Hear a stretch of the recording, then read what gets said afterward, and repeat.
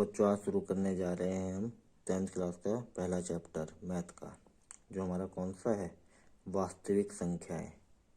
इससे हमारे उत्तराखंड बोर्ड में मैक्सिमम 6 नंबर तक के क्वेश्चन आते हैं और ये बहुत सबसे इजी चैप्टर है हमारा, जिसे हमें करना है। इसमें एक जो क्वेश्चन आता है, एक तो आपके लिए ऑब्जेक्टिव क्वेश्चन आते हैं।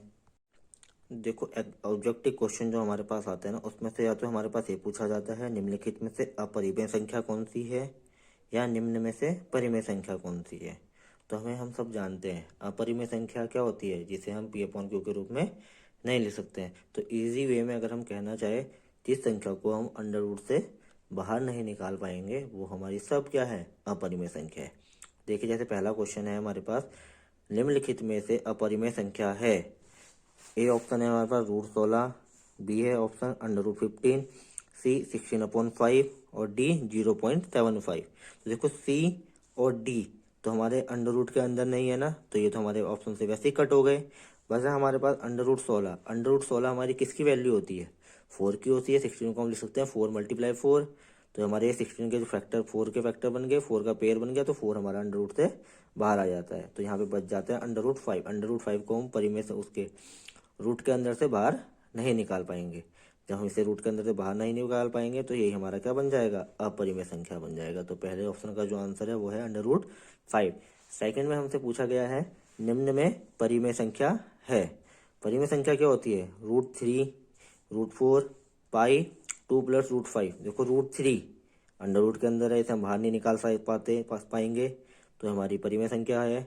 अपरिमेय संख्या है पाई जो होती है हमारी, देखो क्या लिखा हुआ है, पाई हमेशा अपरिमेय संख्या है। तो पाई वो एक होता है न, पाई वो हमेशा हमारा किस में आता है, अपरिमेय संख्या में आता है। तो पाई अपरिमेय हो गया। यहाँ पे √5 आ रहा है, √5 भी हमारा क्या है, एक अपरिमेय है। तो ये 2 + √5 जो लिखा होगा, ये भी पूरा क्या बन जाएगा, अपरिमेय बन जाएगा। हमसे पूछा हुआ था परिमेय संख्या है, तो अंडर रूट 4 हमारा क्या बन जाएगा, परिमेय, क्योंकि अंडर रूट 4 को जब हम सॉल्व कर देंगे 2 × 2 बन जाएगा, और 2 हमारा अंडर रूट से बाहर आ जाएगा, तो हमारा आंसर हो जाएगा अंडर रूट 4। तो क्वेश्चन जब तुम पढ़ोगे तो आराम से पढ़ना, अपरिमेय संख्या पूछा हुआ है या हमसे परिमेय संख्या पूछा हुआ है।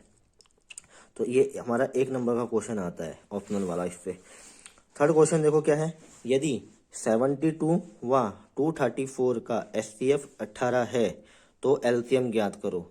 हमने एक फॉर्मूला पढ़ा था जब हम चैप्टर कर रहे थे, तो हमने एक फॉर्मूला पढ़ा था, क्या था, फर्स्ट मल्टीप्लाई सेकेंड, मतलब पहला नंबर मल्टीप्लाई दूसरा नंबर इक्वल में HCF × LCM।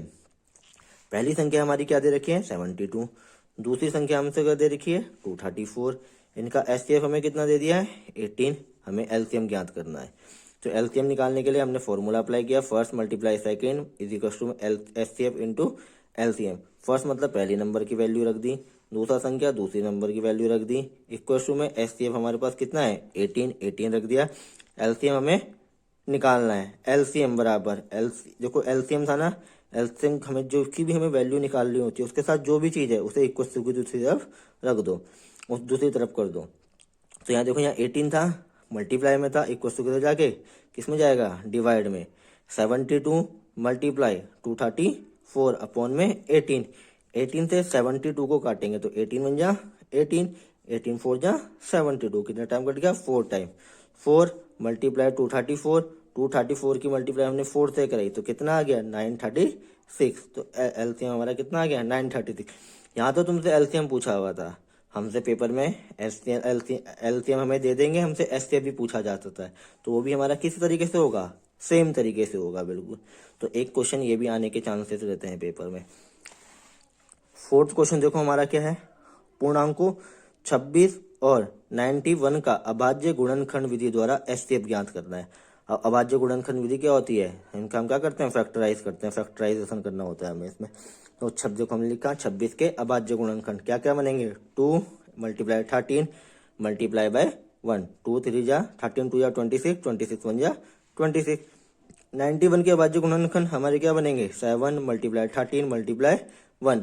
हमें क्या निकालना था, HCF क्या होता है, इनमें जो भी कॉमन आ रहा हो। तो 2 है, देखो ऊपर है नीचे नहीं है, 13 है ऊपर भी है नीचे भी, तो 13 कॉमन आ गया मेरा, तो HCF क्या आ गया, 13। ये भी हमारा 1 नंबर का क्वेश्चन है। तो ऐसे क्वेश्चन आने की हमारे पेपरों में चांसेस रहती है।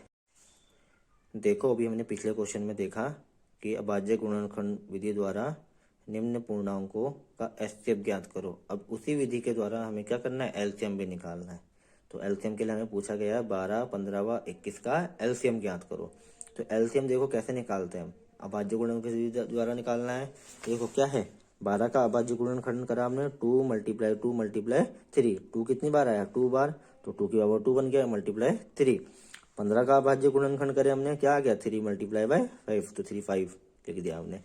21 का अभाज्य गुणनखंड करेंगे तो हम क्या आएगा 3 × 7, तो 3 7। अब देखो हमेशा याद रखना जो एलसीएम होता है वो प्रत्येक गुणनखंड की अधिकतम घात होती है। ठीक है, एलसीएम प्रत्येक गुणनखंड की अधिकतम घात होती है हमेशा। ये चीज हमेशा दिमाग में बिठा के रखना, जो एलसीएम होगा वो हमेशा प्रत्येक गुणनखंड की अधिकतम घात आएगी।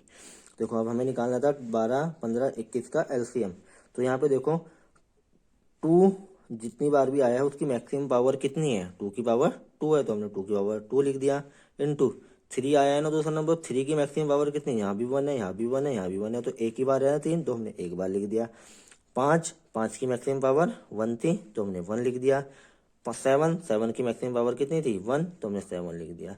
जब हमने इसे सॉल्व करा 2 की पावर 2 मतलब 4 × 3 × 5 × 7, तो 4 3 जा 12, 12 5 जा 60, 67 जा 420, तो 15, 12, 21 का जो एलसीएम आएगा वो हमारा कितना आएगा 420। अब एक जो मोस्ट इंपोर्टेंट क्वेश्चन आते हैं हमारे पेपर में वो इसी टाइप का आता है। हमारा 2 या 3 नंबर में क्वेश्चन आता है। सिद्ध तो क्वेश्चन हमने लिखा था सिद्ध कीजिए √7 एक परिमेय संख्या है। तो इसी तरीके से हमारे पेपर में √2 भी पूछा जा सकता है, √3 भी पूछा जा सकता है और √7 भी पूछा जा सकता है। तो देखिए इसे हम सॉल्व कैसे करते हैं। सबको करने का एक ही तरीका है।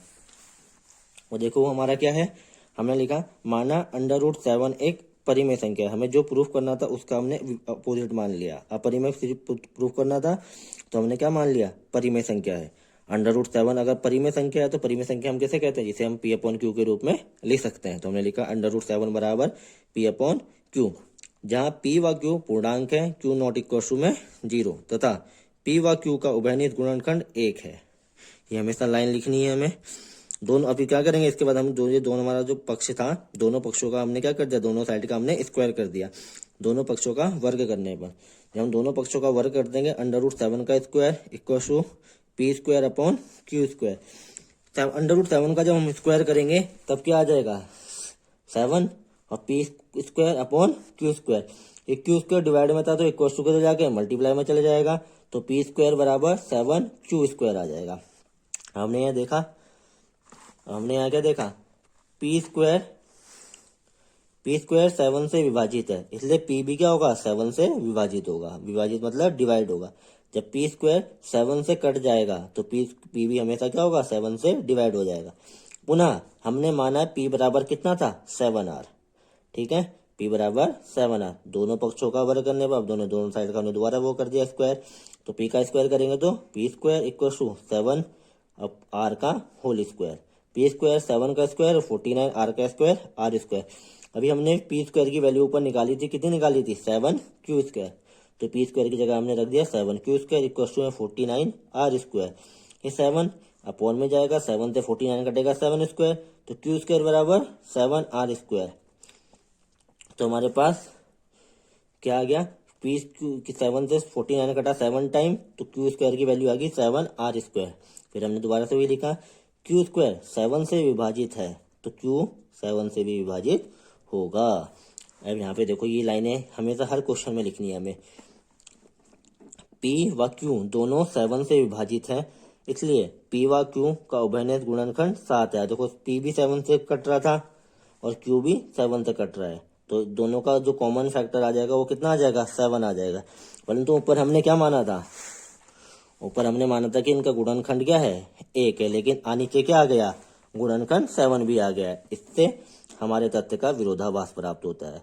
यह विरोधाभास प्राप्त होता है। यह विरोधाभास हमें हमारी गलत कल्पना के कारण हुआ है। जो हमने कल्पना करी थी ना, क्या कल्पना करी थी, जो हमने माना था √7 एक परिमेय संख्या है, उसके कारण हमें ये विरोधाभास आ रहा है, कॉन्ट्राडिक्शन आ रहा है।